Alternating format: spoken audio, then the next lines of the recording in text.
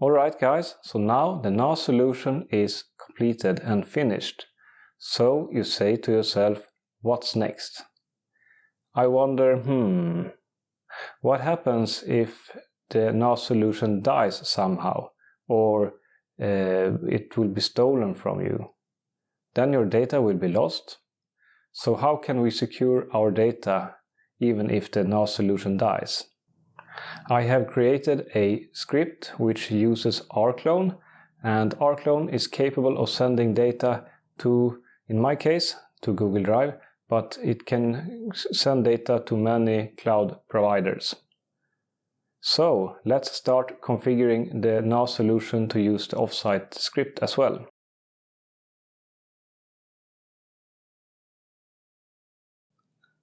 Alright guys, let's install the offsite script.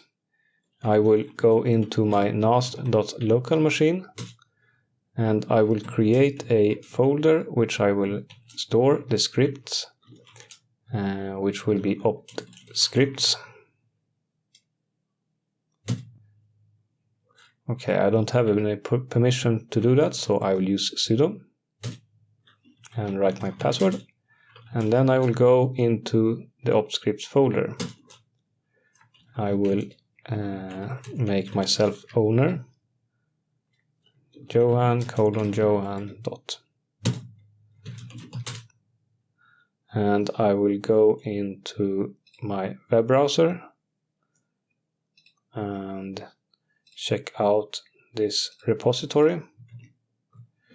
So git clone, Ctrl V, and I will go into the rclone backup folder, and I will just take a sneak peek into the shell script. So the script uses rclone, and this is an application in Linux which we need to install, and we also need to create this /data_temp folder, and I would also recommend to install screen as well. So I will press Ctrl Z and write sudo apt install screen and rclone and hit enter. And we will also do nas create root directory temp, but I have already done that, so I don't need to do that. And I will show you that I have it, /data/tmp. And I will press FG and hit enter, so we can go back to the script. I will provide a link so you can configure the rclone yourself, and this is the settings I have for my rclone config, and you need to change them so it matches your setup. And the backup folders for now is only /opt/scripts, so we can see that everything is working. So I will press :Q and hit enter. I will write ./rclone backup.sh and hit enter. And we have created a file which is called this. And I will go to my web browser and we can see that we have it here as well.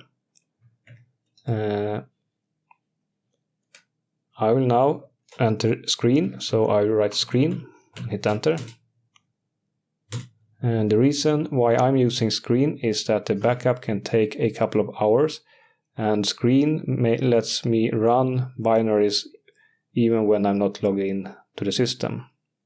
So now I'm in a screen session and I will open the rclone backup.sh script, and I will comment out opt scripts and take these two folders instead and press escape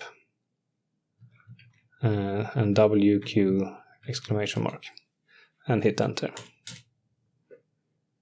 And now I will start running the backup script. I will hit enter. And now it will take a couple of hours, so I will press Ctrl+A+D to detach the screen. And now I can leave the server with Ctrl+D.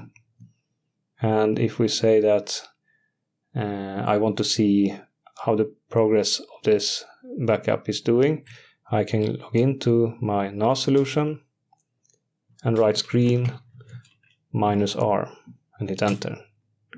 And then we can see I'm still running rclone backup. So I will press Ctrl AD once again and let the script finish. Alright, I hope I didn't rush this part too fast. If you have any comments, please write them in the comment section down below. Otherwise, congratulations to your newly installed NAS solution. So guys, now we have a NAS solution and a offsite backup. What can go wrong? I don't know, but this solution is double thumb up. I'm using it and it works really good for me. I hope it works good for you as well. Cheers!